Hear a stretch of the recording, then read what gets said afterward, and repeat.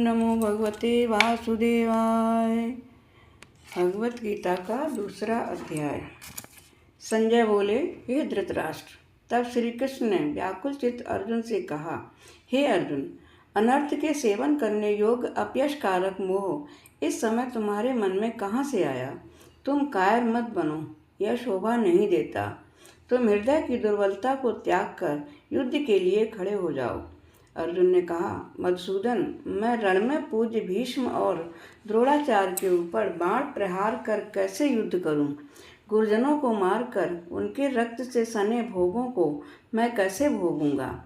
हम नहीं जानते कि युद्ध में कौन जीतेगा। यदि हम जीत भी लेंगे तो भी जिनको मारकर हम जीवित रहना नहीं चाहते, वही धृतराष्ट्र के पुत्र हमारे सामने प्रस्तुत हैं।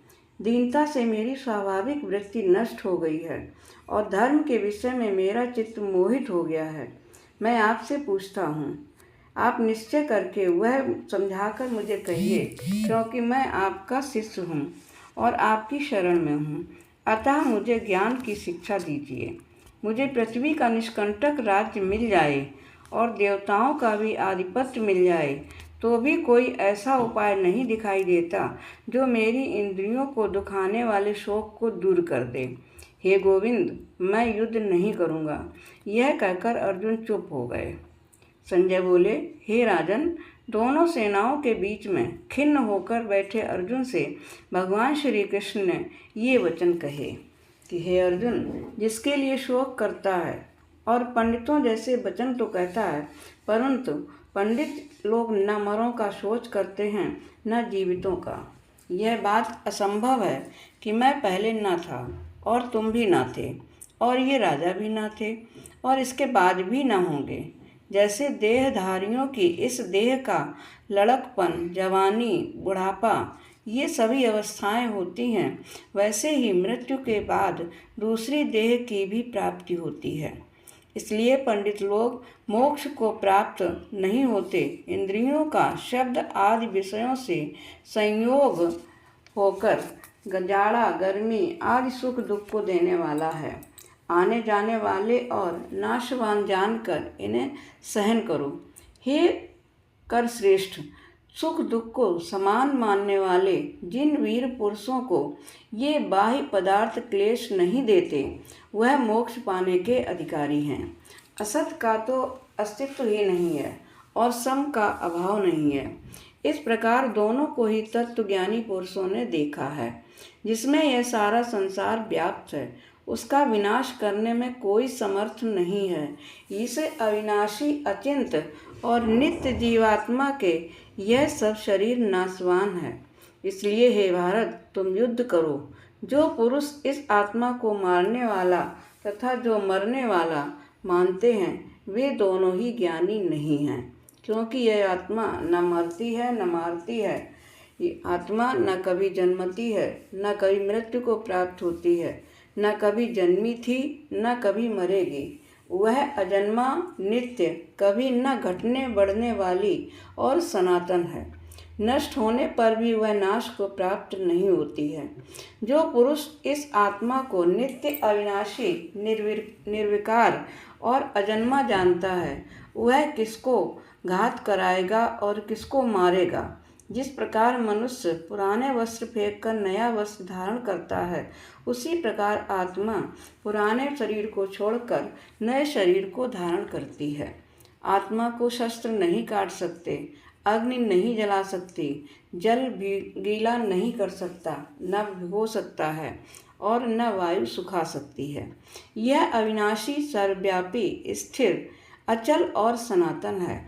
यह इंद्रियों से जाना नहीं जा सकता। यह कल्पना से भी परे है और इनमें हेर फेर भी नहीं हो सकता। इसलिए ऐसा जानते हुए तुम्हें शोक करना उचित नहीं है। महाबाहो, यदि तुम इस आत्मा को नित्य जन्म लेने वाला मानते हो तो शोक नहीं करना चाहिए, क्योंकि जो जन्मा है उसकी मृत्यु है और जिसकी मृत्यु हुई है उसका जन्म होना निश्चित है। अतः जो बात अनिवार्य है उसके लिए सोच करना व्यर्थ है। जन्म लेने से पहले क्या था, किसी को मालूम नहीं। मध्य में कुछ प्रकट होता है, फिर मरने से पीछे क्या होगा कोई नहीं जानता।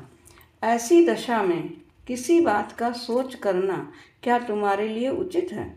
कोई मनुष्य तो इस आत्मा को आश्चर्य से देखता है, आश्चर्यवत वर्णन करता है और आश्चर्यवत मानकर सुनता है, परंतु कोई देख कह सुनकर भी भली प्रकार नहीं जानता है।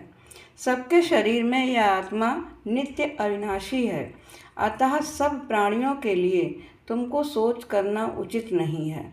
अपने धर्म को भी सोचकर घबराना नहीं है, क्योंकि क्षत्रियों को धर्म पूर्वक युद्ध से बड़ा और कुछ भला करने वाला नहीं है।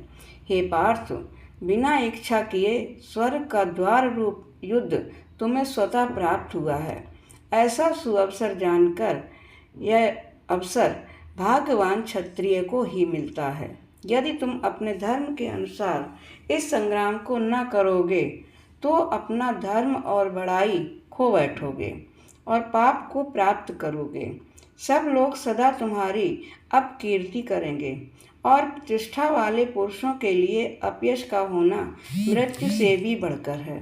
हे महारथी, ये महारथी समझेंगे कि अर्जुन डरकर संग्राम से हट गया, और तब जो लोग तुम्हारे पराक्रम की निंदा करते हुए अनेक तरह के दुर्वचन कहेंगे, इससे बढ़कर दुख तुमको क्या होगा। यदि युद्ध में तुम नष्ट हो गए तो स्वर्ग के भागी होगे, जीतने पर पृथ्वी का राज्य करोगे। इसलिए युद्ध के निमित्त दृढ़ प्रतिज्ञ होकर खड़े हो जाओ। सुख दुख, लाभ हानि, जय पराजय, इन सबको समान मानकर युद्ध के लिए तैयार हो जाओ। ऐसा करने से तुम पाप को प्राप्त नहीं होगे। हे पार्थ, यह ज्ञान का उपदेश ज्ञान योग के विषय में तुमसे कहा गया। अब निष्काम कर्मयोग के विषय में सुनो। जिस ज्ञान को पाकर कर्म बंधन से तेरी मुक्ति होगी। कर्मयोगी मार्ग के एक बार प्रारंभ किए कर्म का नाश नहीं होता और विघ्न पड़ने पर भी शुभ फल तथा इस कर्म का केवल प्रारंभ ही संसार के भय से छुड़ाकर पूर्ण ब्रह्म प्राप्त कराता है। निश्चय करने वाली बुद्धि इस निष्काम कर्म में एक ही कामना वाले पुरुषों की बुद्धि एकाग्र नहीं रहती, उसकी शाखा प्रशाखाएं होती हैं। ऐसी दशा में मनुष्य संदेह में रह जाता है। स्वर्ग सुख कहलाता है। स्वर्ग सुख को ही जो उत्तम पुरुषार्थ समझते हैं, उनका कामनाओं से चित्त व्याकुल होने के कारण निश्चयात्मक बुद्धि से मोक्ष साधना उत्पन्न नहीं होती, कारण कि उनका चित्त भोग आदि में सदैव लगा रहता है। जिन मनुष्यों का चित्त इस प्रकार मोह में लिप्त है और जिनकी आसक्ति भोग विलास और ऐश्वर्य में है, ऐसे पुरुषों के अंतःकरण में निश्चयात्मक बुद्धि नहीं होती है। हे अर्जुन, वेद त्रिगुणात्मक हैं। तुम निष्काम हो जाओ। सुख दुख को समान जानकर नित्य क्षेम आदि स्वार्थों में न पड़कर धीरजवान और आत्मनिष्ठ हो जाओ। तुमको केवल कर्म करना चाहिए, तुम्हारे अधिकार में फल नहीं। तुम न तो फल की अभिलाषा में काम करो और न निकम्मे ही रहो। फल की आशा त्याग कर कर्म की सफलता व असफलता को समान समझकर तुम योगस्थ होकर कर्म करो। फल की इच्छा रखने वाले निकृष्ट होते हैं। निष्काम कर्म करने वाले पुरुष ईश्वर की कृपा से इसी संसार में सुकृत और दुष्कृत इन दोनों का ही त्याग कर देता है, जो सब कर्मों में कल्याणकारी है। कर्म फल को त्याग कर ही बुद्धि युक्त ज्ञान प्राप्त कर पुरुष जन्म बंधन से हटकर मोक्ष को पाते हैं। जब तुम्हारी बुद्धि मोह बन के बाहर निकल जाएगी, तब तुम्हारा मन आगे होने वाली तथा हुई बातों से विरक्त हो जाएगा। अनेक श्रुत स्मृतियों के वचनों को सुनने से तुम्हारी बुद्धि भ्रमित हो गई है। जिस समय वह निश्चल होकर आत्मा में स्थित होगी, तभी उसको तत्व ज्ञान प्राप्त होगा। अर्जुन ने पूछा, हे केशव, आत्मा स्वरूप में निश्चल बुद्धि वाला किसको कहा है? उनके लक्षण क्या हैं? श्री कृष्ण जी बोले, हे अर्जुन, जो महापुरुष मन की सब कामनाओं को त्याग देता है और अपने आप ही से प्रसन्न रहता है, उसको निश्चल बुद्धि वाला कहते हैं। दुख में जिसके मन में खेद नहीं होता और सुख में जिसको आसक्ति नहीं होती तथा प्रीति भय क्रोध जिसके जाते रहते हैं, वह महात्मा स्थिर बुद्धि वाला मुनि कहलाता है। जो सर्वत्र स्नेह करता है, जो शुभ पदार्थ प्राप्त होने पर हर्ष नहीं करता, अशुभ से प्रसन्न होकर दुखी नहीं होता, उसी को स्थिर बुद्धि जानना चाहिए। और कछुआ जैसे अपने अंगों को सिकोड़ लेता है, उसी तरह से जो पुरुष अपनी इंद्रियों को विषयों से हटाता है, उनकी बुद्धि स्थिर होती है। हे अर्जुन, मोक्ष का प्रयत्न करने वाले विद्वान व्यक्ति को भी प्रबल इंद्रियां बलात्कार उसके मन को जीत लेती हैं। इसलिए सब इंद्रियों को विषयों के रोके मेरे विषय तत्पर हो जावे। जिसने इंद्रियों को वश में कर लिया है, उसकी बुद्धि निश्चल है। जो पुरुष विषयों के ध्यान में रहता है और उसमें उसकी प्राप्ति हो जाती है, प्राप्ति होने से कामना होती है, इच्छा के पूर्ण न होने से क्रोध और क्रोध से अविवेक होता है, अविवेक से स्मरण शक्ति नष्ट हो जाती है, स्मरण शक्ति के नष्ट होने से बुद्धि क्षय हो जाती है। जिसकी बुद्धि का विनाश हो जाता है, वह मनुष्य विनाश को प्राप्त हो जाता है। जो पुरुष राग द्वेष से रहित हो, इंद्रियों के विषय सुख का अनुभव करता है और अपने मन को वश में रखता है, वह नष्ट हो जाता है। प्रसन्न चित्त वाले की बुद्धि तुरंत निश्चल हो जाती है।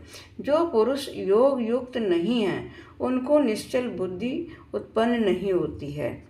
भावना के न होने से शांति प्राप्त नहीं होती। अशांति को सुख कहाँ से मिलेगा? इस कारण हे महाबाहो, जिसने इंद्रियों को विषयों में सर्वथा रोक रखा है, उसी की बुद्धि स्थिर है।